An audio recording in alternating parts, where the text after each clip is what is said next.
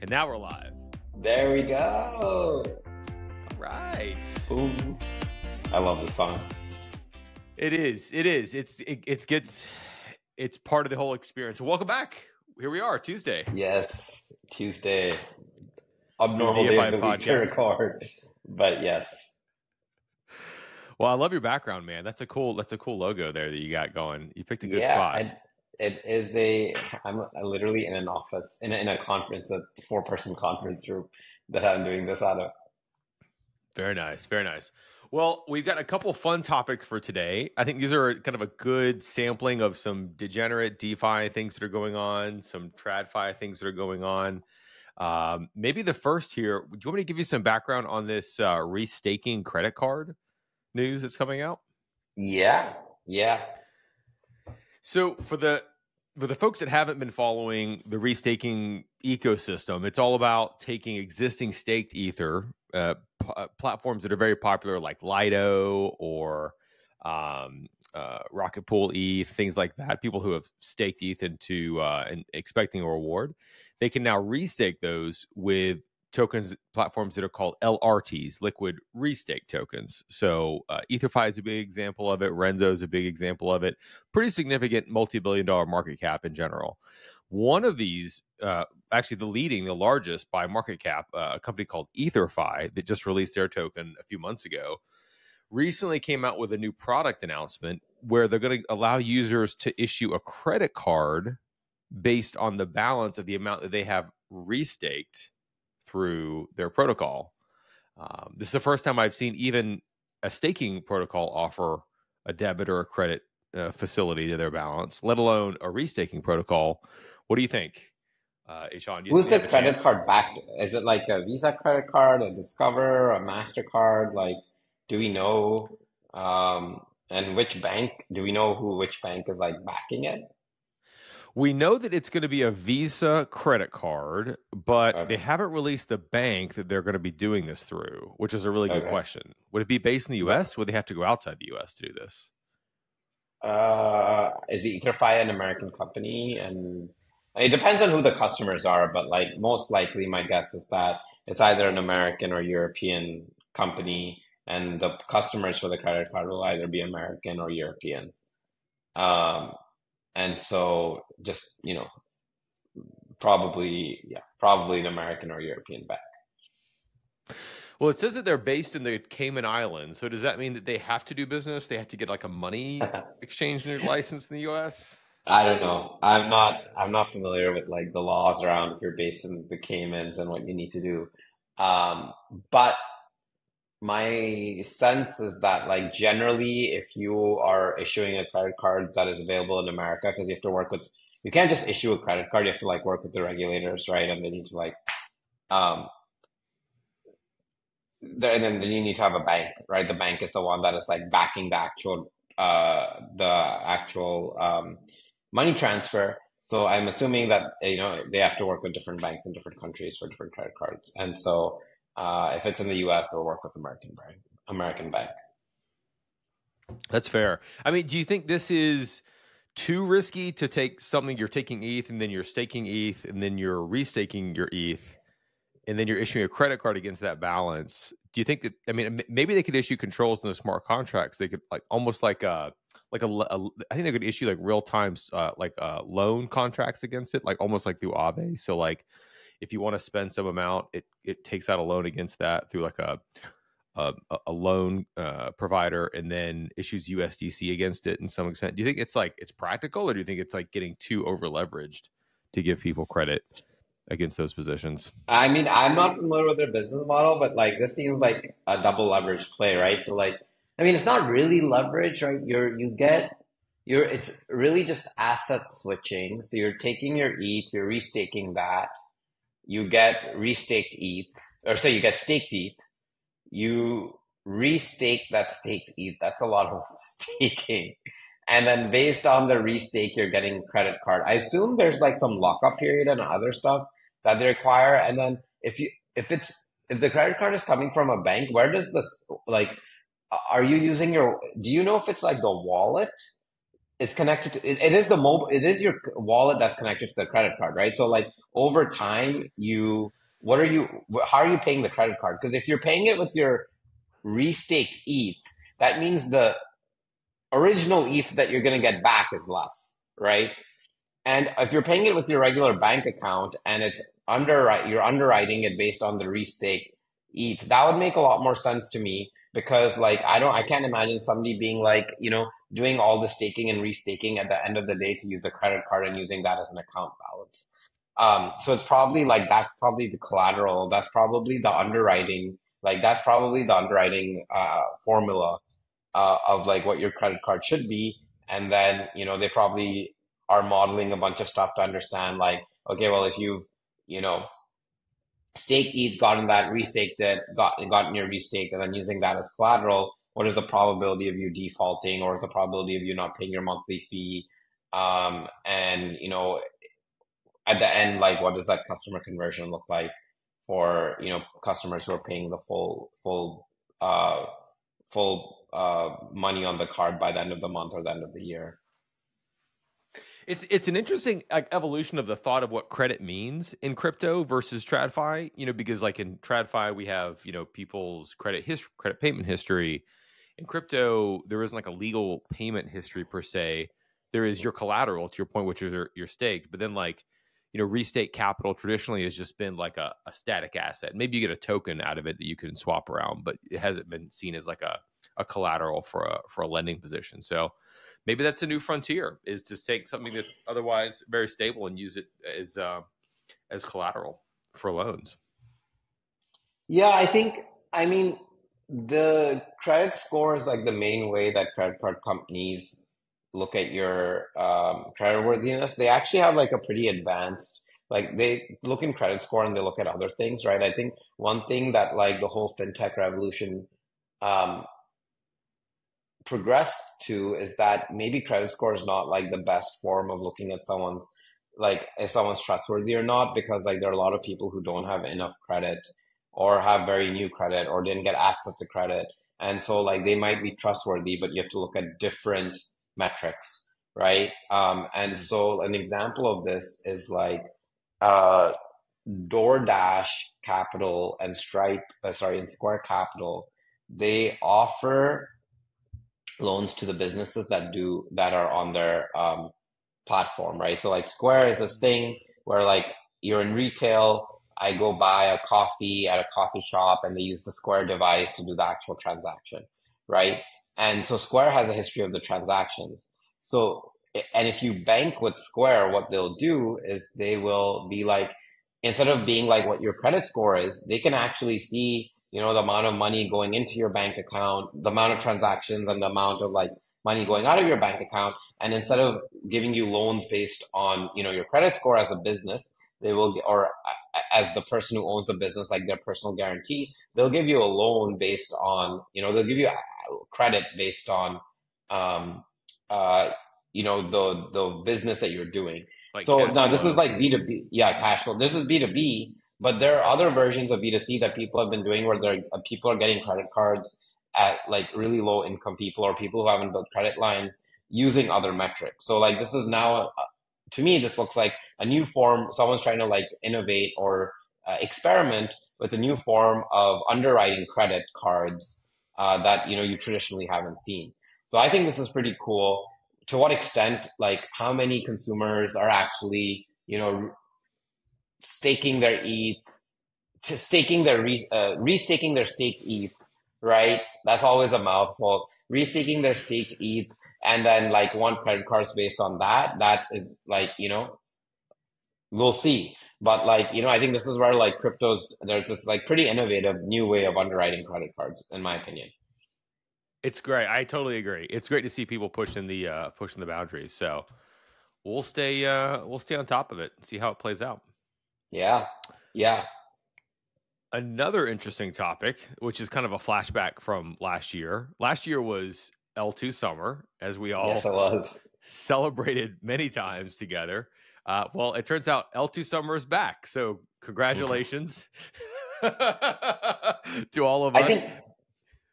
I will say, I think in general, maybe, this is extreme. Like, I think the ETH maxi celebrated L2 summer a lot more than like, people in Solana or Cosmos or, non-ETH ecosystems, right?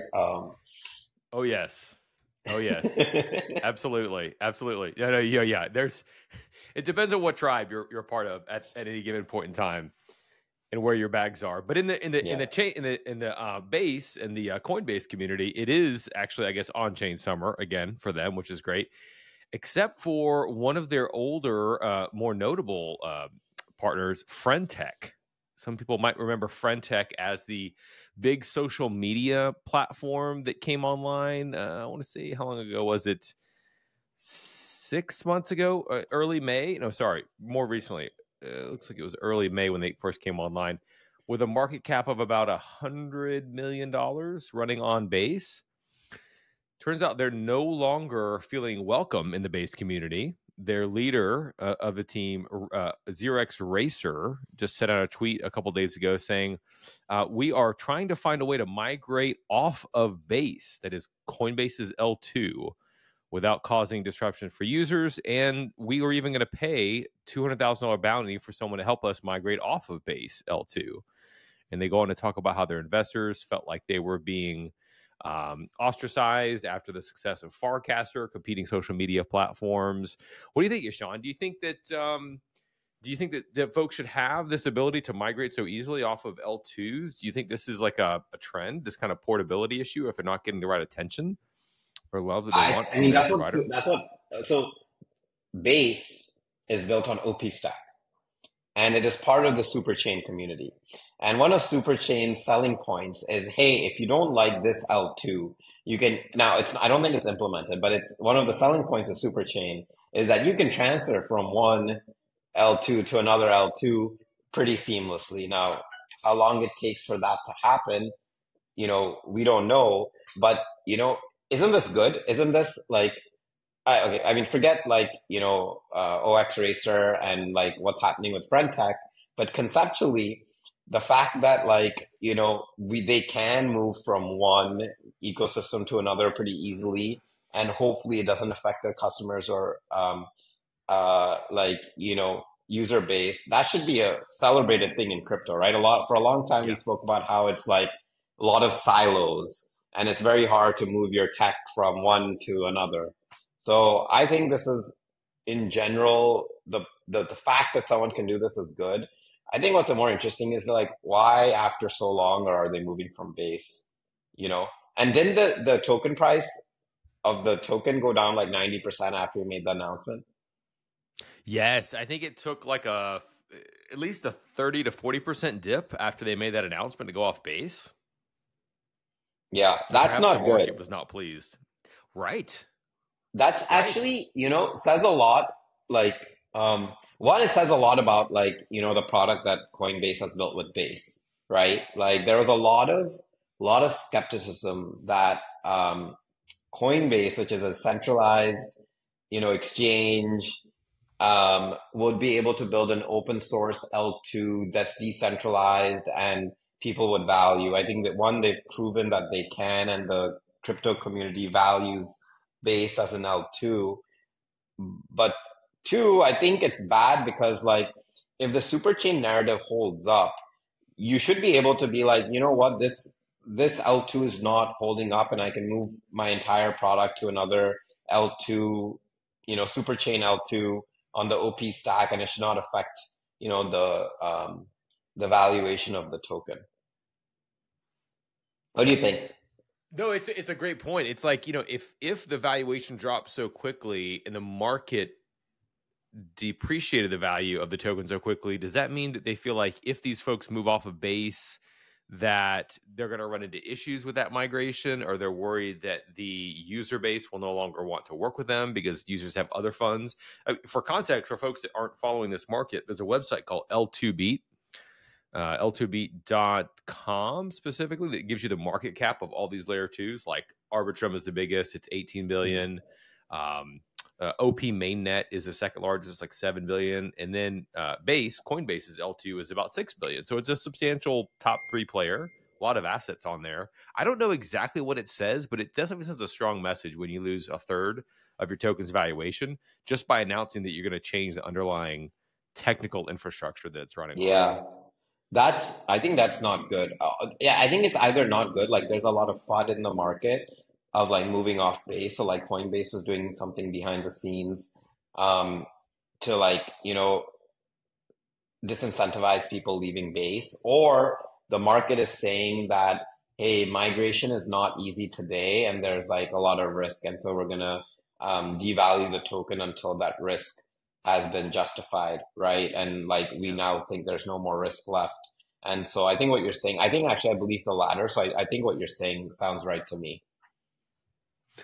Yeah, to your point about like the way Coinbase handle it, I will say like as a pro to the Coinbase team, Jesse Pollock, their head of the base team at Coinbase, sent a nice public response to them on Twitter, basically saying, "Hey, we appreciate the FriendTech team.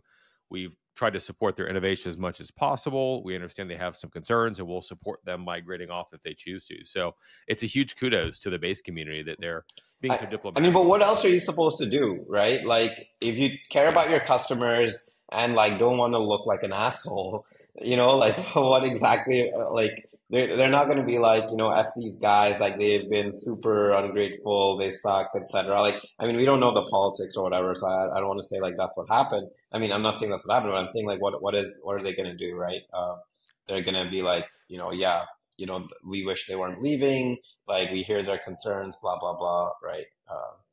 So true. I agree. Yeah. But it's good to see some classy behavior. I do agree. Yeah. In crypto. Yeah. Speaking of classy behavior, apparently Congress is finally making some moves on crypto. I think there's a couple things like we can highlight the individual stories together because I think there's a couple things happening here. One is that something we didn't talk about is that SEC has approved at least the 19B-4 filings of the first Ethereum spot ETFs, right? Now, if you remember earlier this year, you and I were talking like we don't think that the SEC is going to approve it. So what has changed, right? They were super into crypto, then they were super against crypto, and now they're super into crypto again with Bitcoin ETFs being approved and Ethereum. And first they were talking about like Ethereum is not going to get approved, and now they're approving it. Then you've got,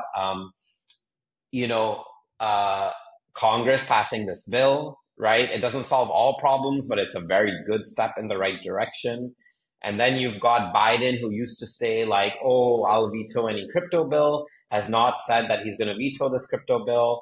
So I think there's like a bunch of stuff happening. And I think it starts out with like Donald Trump last week made an announcement being like, oh, like you can donate, he's allowing crypto to be used to fundraise his, fundraising for his run against Biden. But also he was like, I am very positive and open-minded to cryptocurrency companies and all things related to this new and burgeoning industry, right? And what's I think is what happening is that ever since he said that, the Democratic, senators and Biden don't want to lose voters who care about crypto becoming a thing in America. And this is right around the time where like, okay, well, Trump is taking this position. You take the anti-crypto position, you lose a lot of votes, right? There's no harm in there's a lot of like business people who are like, in the middle, let's say, and there are things that are important to them and crypto could be one of them. And so like, it seems that like, okay, well, now the Biden and the SEC have taken a pro-crypto stance. DC has a pro-crypto stance with this being passed in the House of Representatives. So I think all of this is actually like political and not like, like this is all like getting ready for the election. But yeah, I think it's like crazy to see. And it's weird that like all of this, like Trump was the first one to come out and say like he's pro-crypto. Then the House of Representatives, or I guess right around the same time, the House of Representatives and the SEC like went into like more of a pro-crypto mode. And right around then, Biden has not said anything negative about crypto since Trump has been like, I'm pro-crypto. So this is like pretty interesting at how this political process is playing out for like, for crypto regulation. Which is, I also think, not necessarily a good thing, because like it's basically now it's like, oh, like being pro crypto is basically like a way of like being like, oh, like come vote for me, as opposed to being like, this is like a, like a new technology that, we should encourage people to innovate on. But yeah, I don't know. What do you think? No, to your last point, like it would be nice to see the scenario where people support crypto or have concerns with crypto based on its own merits. But it definitely seems like this has become like the political hockey puck of the election. Like Ethereum didn't change its degree of decentralization or its degree of being a commodity or a security in the past week. Yeah. And wow, how fast things change. But that's America. I mean, I guess that's just a reality we have to play with. If there's going to be access to these products on these financial markets. Yeah, it's unfortunate, but at the end of the day, it feels like it was sort of inevitable eventually anyways.